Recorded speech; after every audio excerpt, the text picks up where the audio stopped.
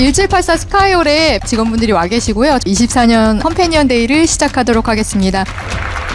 네, 안녕하세요. 최소연입니다. 반갑습니다. 네이버가 그동안 기술력 하는데 과연 생성형 AI 시대에도 괜찮겠냐. 점점 어려워지고 있는 이 변곡점의 시기, 이것도 위기 아닌가? 분명히 위기 맞아요. 큰 단위에서의 변화가 있어야 되는 게 아닌가? 직원들도 질문이 많이 올라오고 있어서 저는 질문 드리고 싶은 게 의사결정이 내려진 배경이 좀 궁금하고 AI 시장에서는 네이버가 어떻게 사업을 전개할 것인가. 우리 회사는 이게 준비가 되어 있지 않았나? 우리 회사에 뚝심은 없는 것인가? 네이버가 더 개선되어야 되는 점이나 지금 시점에서는 저희는 어느 쪽으로 가야 될까요?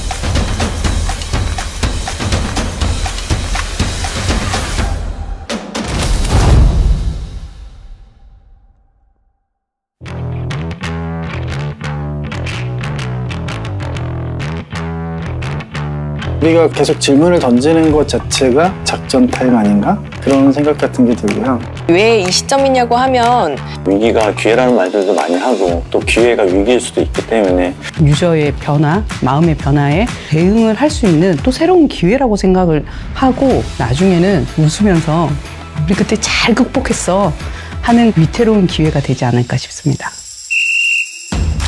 전 세계적으로 빅테크 기업들의 성장이 정체되고 있습니다. 국내 기업들도 치열한 경쟁으로 내몰리고 있습니다.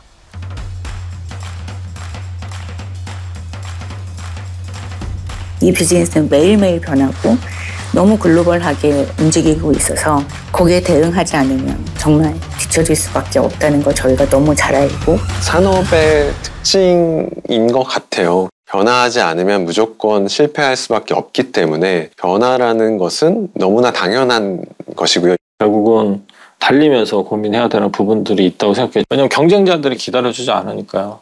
이 업계의 안정성이라고 하는 것이 과연 존재할 수 있을까?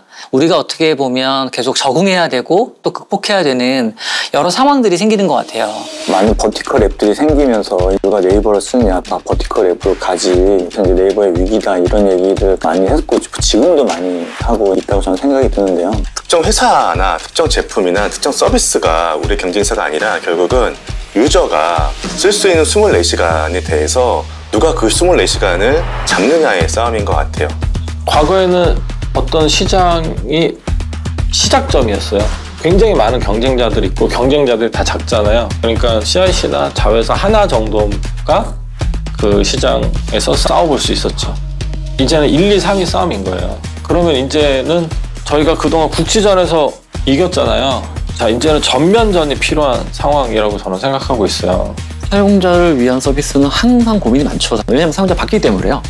저희가 2000년대에 했던 서비스는 저희도 처음이지만 사용자도 웹 서비스 처음 써봤기 때문에 뭐 그렇게 눈높이가 높지 않았어요. 근데 지금의 잘파 세대들은 태어나면서부터 스마트폰을 만진 세대이기 때문에 이 눈높이가 되게 높은 거고.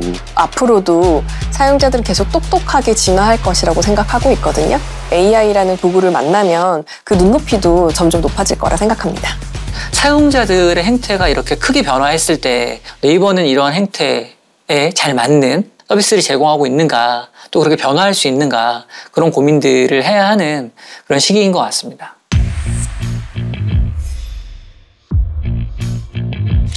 인공지능 경쟁이 더욱 치열해지고 있습니다. 보고 듣고 말하는 능력을 통해 사람과 대화하듯이 쓸 수 있다고 AI 비서 서비스를 합니다. 전격 공개했습니다. 생성형 AI가 이제 전 세계적인 화두가 된 이후로 네이버가 오래전부터 많이 준비를 해오긴 했지만 큰 텍스트 자이언트들하고 정면 승부를 하기에는 어려운 국면에 접어든 것 같아요. 저희 핵심 사업인 검색의 AI가 어떻게 활용되느냐에 따라서 저희 검색 사업의 어떤 사업 모델이 바뀔 수도 있고, 누가 이 기술을 가지고 더 좋은 서비스를 만들 것이냐, 그러니까 본질적인 어떤 서비스의 품질 혹은 이제 매력 그런 것들을 높이는 방향으로 이제 AI 기술들이 가고 있고요.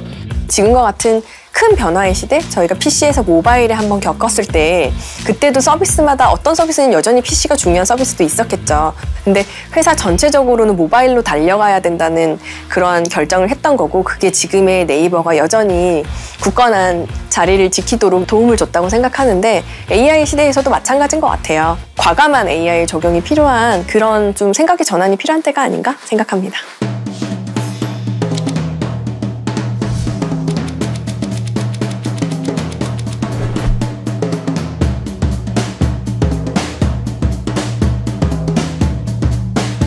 저는 AI는 기본적으로 우리의 서비스를 더 잘 만들기 위해서 사용하는 도구라고 생각합니다.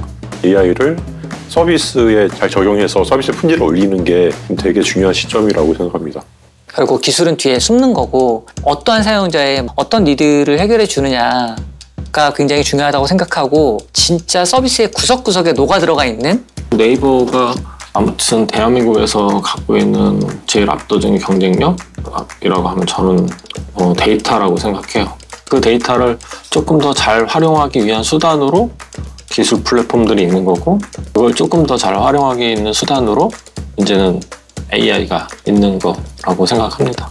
서비스는 우리가 만들지만 이거를 언제 출시하고 어떻게 나와야 되는지는 사용자가 결정한다 라는 걸 저는 정말 공감하기 때문에 이게 진짜 사용자들에게 우선순위가 높은 게 맞냐, 중요한 거 맞냐 라는 질문을 되게 많이 하고 있고 사용자들에게 이렇게 가도 되냐 이런 질문을 제일 많이 하고요.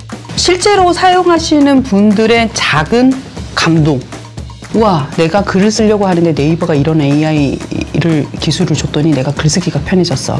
예약 관련한 툴을 너무너무 편하게 만들어줘서 나 장사하기가 너무 편해졌어. 쇼핑 장사 좀 하려고 하는데 네이버가 이런 기술을 줘서 고객 분석이 이렇게 손쉽게 됐어. 어마무시하게 거창한 기술이 아니라 그분들의 생활에 도움이 되는 작은 기술들. 네이버의 AI라고 하는 거는 굉장히 진지하고 펀더멘탈한 연구로부터 시작을 하고 있고 일반적인 이제 서비스 프로바이더들이 생각하지 못하는 부분까지 입체적으로 준비를 하고 있기 때문에 구글이나 혹은 마이크로소프트나 오픈 AI 대비 경쟁력을 갖는다기보다는 다양성을 갖는다라고 하는 것들이 되게 중요하지 않나 이렇게 생각을 합니다.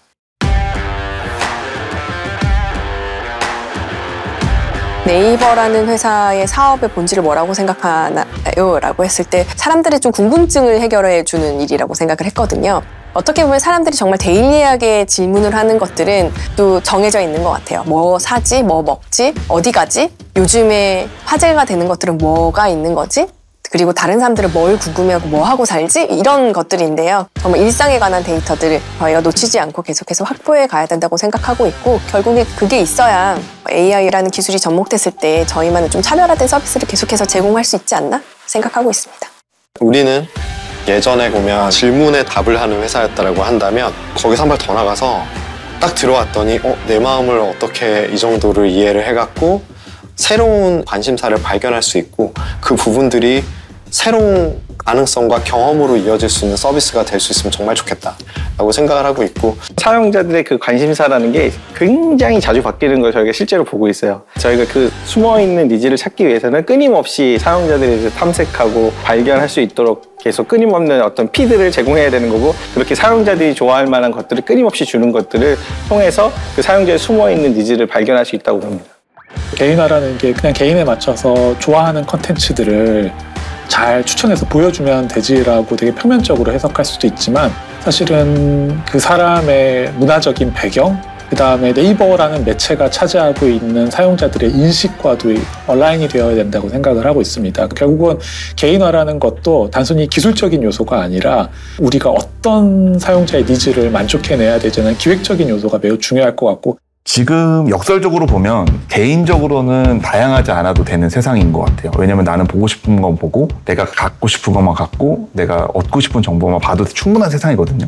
근데 네이버라든지 플랫폼 사업자 입장에서 보면 반대로 이렇게 해주기 위해서는 굉장히 많은 다양한 정보를 보유해야 되는 거잖아요. 그런 면에서는 네이버는 좀 더 다양한 거를 더 깊게 담아내야 되는 걸로 계속 해야 된다고 생각하고 있습니다. 저는 대동여 지도 같은 게 필요하다고 생각해요. 네이버는 데이터 기업이다. 그러면 가장 중요한 거는 네이버가 지금 현재 어떤 데이터를 모았고 어떤 데이터가 지금 새롭게 필요하고 그런 데이터 확보에 대한 지도 그리고 그 확보된 데이터들을 우리가 어떻게 연결해서 새로운 가치를 만들어낼 거냐 그게 필요하다고 생각합니다.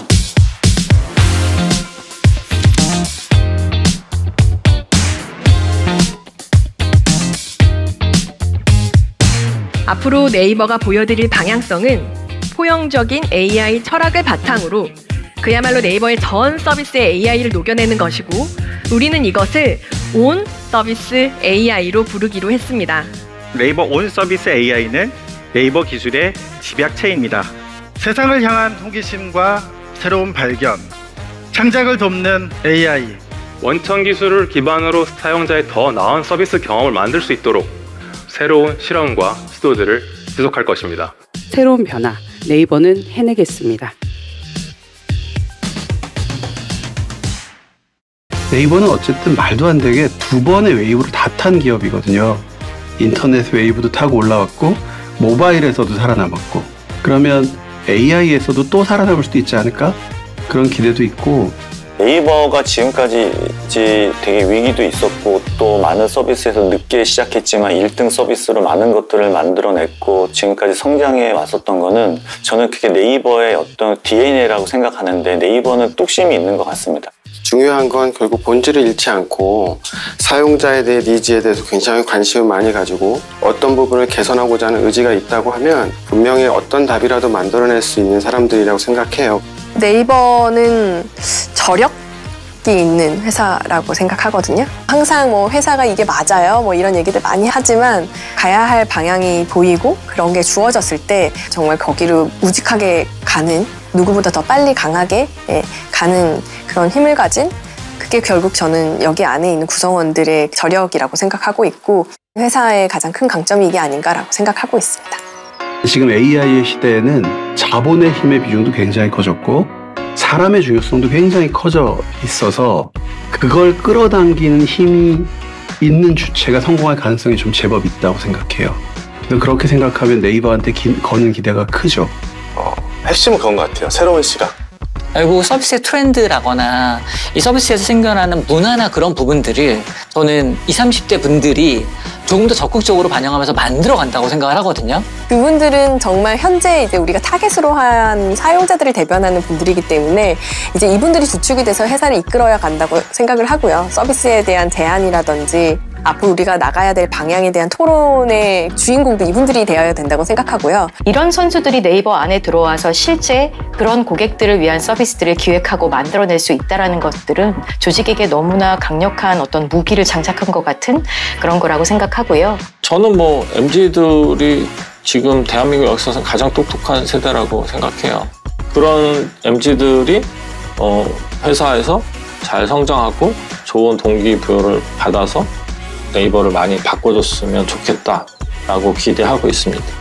어떻게 보면은 많은 위기들이 찾아오지만 그 위기들을 정말 슬기롭게 잘 헤쳐나간 회사?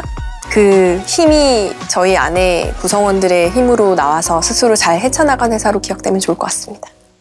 네이버를 켜야 되는 본연의 가치는 계속해서 꼭 지켜나가야 된다고 생각을 하고 있습니다. 집중할 것은 저희의 기초, 저희의 기본에 다시 충실하죠. 팀 네이버의 목표 한 문장, 사용자의 선택을 다시 받는 네이버.